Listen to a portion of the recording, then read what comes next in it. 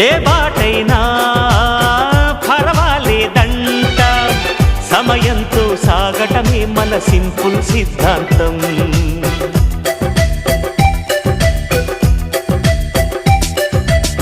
చిరుగాలికి పరిమళమిచ్చే సిరిమల్లెల వనమై ఉందాం, గగనాన్ని నేలను కలిపే హరివిల్లుల వంతెన అవుదాం.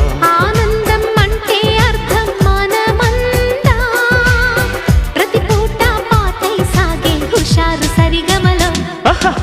ఎన్నో ఎన్నో రాగాలుండే సంగీతం కాదా, చల్లకి నవ్వుల కేరింత.